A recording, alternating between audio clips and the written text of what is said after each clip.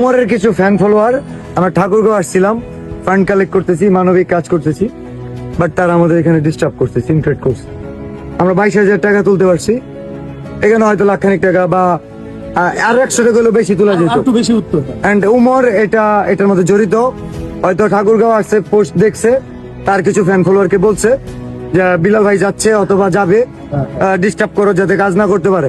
আমি বলতেছি আগামী 24 ঘন্টার মধ্যে উমরের ফ্যান ফলোয়ারদের দৃষ্টি আকর্ষণ করছি, ওরা কি করবে জানি না, বাট উমর যদি এটা নিয়ে কথা না বলে, মাফ যদি না চায়, ফ্যান ফলোয়ার গাজীপুর ছাড়া বাকি 63 জেলায় উমর বয়কট।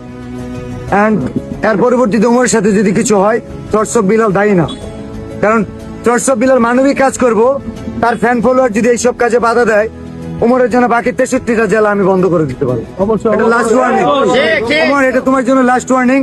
বাকি 63 জেলা তুমি পা রাখতে পারবে না। তোমার ফ্যান ফলোয়ারদের এখনো সময় আছে, তুমি বলবো, আগে তোমার মানুষ হওয়ার দরকার, তোমার আগে মানুষ হওয়ার দরকার, ঠিক আছে? আগে তোমার মানুষ হওয়ার দরকার। আমি 24 ঘন্টা সময় দিলাম, না হলে বাকি 63 জেলায় উমর বয়কট, ঠিক আছে। উমর বয়কট, উমর বাকি 63 জেলায় মানবিক কাজে যে বাধা দেয়, এই ঠাকুরগাঁওয়ের পোলাপানে উমর বলে দিছে, না হলে ঠাকুরগাঁওয়ের পোলাপানে স্পর্ধা হয় না আমাদের সাথে কথা বলতে। একজন যদি বলে আমার যদি কোনো ফ্যান ফলোয়ার মানবিক কাজে বাধা দেয়, সেটার দায় আমার নিতে হবে। উমর 24 ঘন্টার মধ্যে মাফ চাইবে, তার ফ্যান ফলোয়ার ঠাকুরগাঁওয়ের যে ঘটনা হয়েছে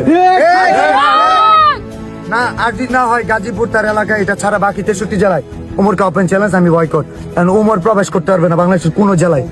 ঠিক আছে, এটা চ্যালেঞ্জ না, এটা মানবিক কাজে বাধা দেওয়ার জন্য তার শাস্তি।